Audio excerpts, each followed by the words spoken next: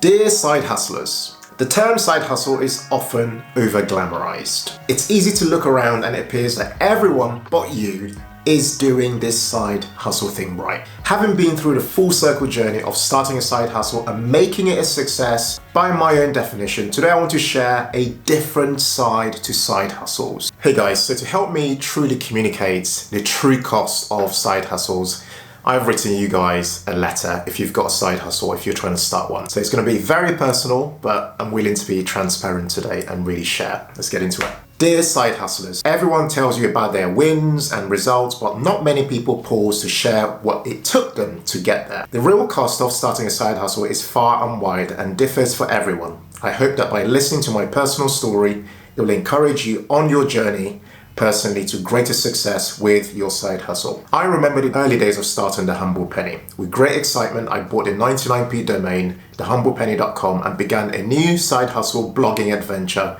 in 2017. But what most people have not seen is what it has taken to go from that domain to a successful side hustle and business. The journey has not been easy or straightforward. Choosing a name was a challenge. How do I choose a name for a side hustle? I have no idea how it might pan out. The Humble Penny as a name took weeks to decide on after some brainstorming with my wife Mary, who eventually chose the name. Then there was my first major challenge. How do I overcome the fact that everyone struggles to pronounce my surname, or Okorafor? What kind of black guy is called Ken?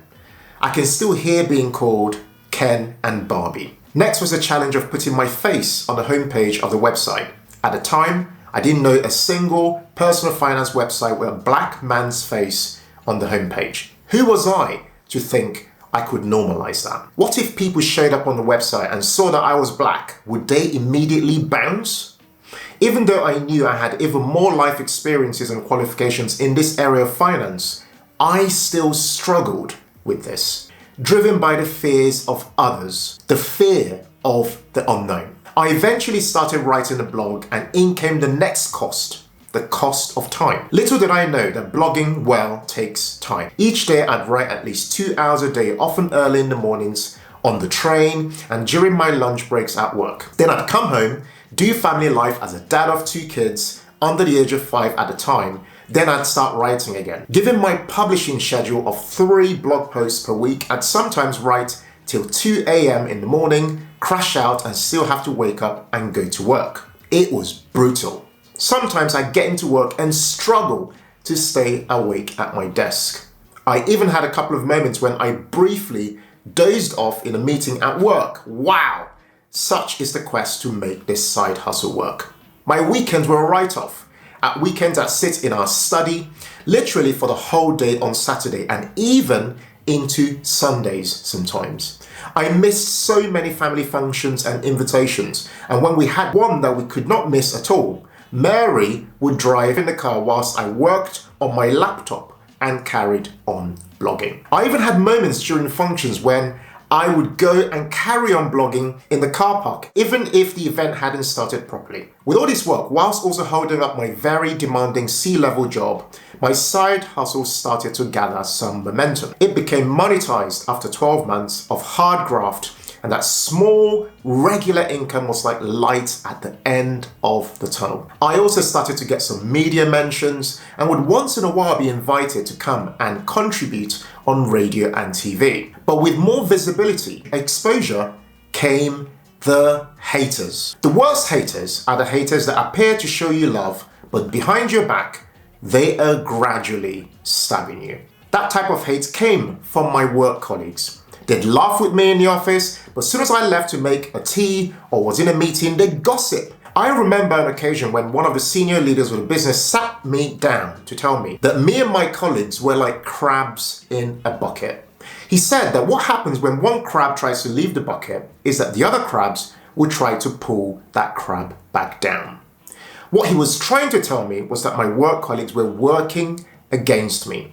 They hated that I was progressing and hated that I was creating something that looked like it could work out one day. As if doing the blogging wasn't enough, I started a YouTube channel with my wife Mary in 2019 as a way of reaching a wider audience. One thing many people wouldn't see when they watch our YouTube channel today was that starting this channel represented something else for me. As someone who started life as an immigrant, learning to communicate in a way that I wouldn't get bullied or judged was a survival skill for me. I hated hearing my own voice. I was self-conscious about how I sounded and self-conscious about having gaps in my own teeth. I was also haunted by the fact that a girl at school once called me Big Nose. Just like when we were starting the blog, all the fears came back again. There was the fear of the commenters. I can't see them and they will probably laugh at me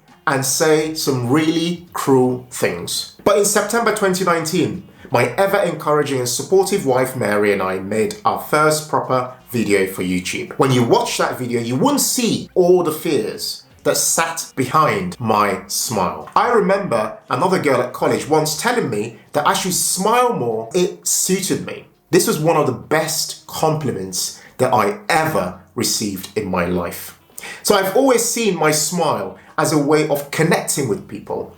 If in doubt, I smile. We didn't expect the YouTube channel to take off, but with a lot of graft, with each video, it started to gather momentum. On top of supporting me in every way possible, at home, family life, kids, emotional support, Mary, my wife, was also supporting me with her creative abilities. She learned how to edit videos by watching on YouTube and would spend anything between 9 and 14 hours editing each and every single YouTube video we created. Sometimes she would fall asleep at her desk and I'd have to wake her up and make her a cup of tea. Then there's the cost to our marriage. Time spent editing, blogging, writing, filming. You're probably wondering, why? Why go through all of this? You see, the humble penny to me is no ordinary side hustle. I told my wife about a dream I once had, and in that dream I was backstage, but didn't know where I was exactly. All I knew was that I was being waited upon to come out and speak on a stage. In that dream, I remember walking out with a lot of fear. But as soon as I walked on the stage, it was the most unbelievable thing I'd ever seen. When I looked at the audience, it was like looking at a sea of people.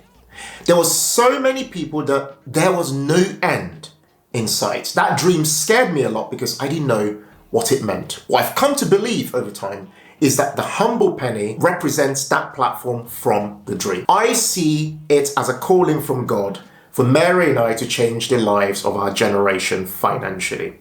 Mary also had similar things prophesied about her years ago, and it has been interesting to see both of these things start to become a reality. Above these points, we see that what we do as our way of glorifying God through the works of our hands. So although I've doubted myself more times than I can count, running this side hustle and business has taught me so many things. Here are some of those things. Number one, I've become a radically different person from the inside. I'm more skillful, more confident. Bigger than that, I'm dedicated each day to helping others with their money. I'm more confident than ever about my heritage as an African and a Nigerian. Number two, relationship with God.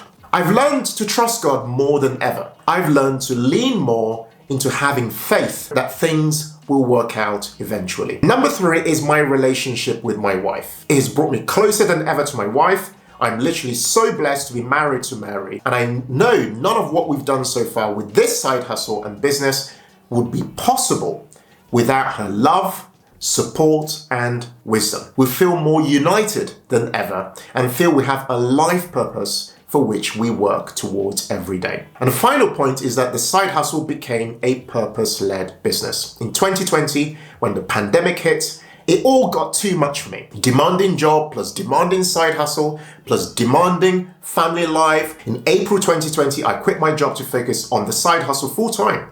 Mary had gone full-time a year before me in 2019. What started life as a side hustle has become what we now run as a full-time business. Today, if you visit our website over at thehumblepenny.com, you will see the faces of both Mary and I on the homepage. Our platforms have so far helped millions of people and continue to on their money journeys. Side hustles are not for everyone, but if you do decide to start one, I hope that my personal story inspires you on your side hustle journey too. Even if you fail when you start one, and we have failed a few times ourselves, there is a lot that you learn about yourself and your capabilities in all of this and in all your side hustling. Please focus on your why for doing it, and do please look after yourselves. I'd love to hear from you in the comments about what part of my personal story resonated with you. Thank you for watching, guys, and as always, in all things, be thankful and seek joy. Take care.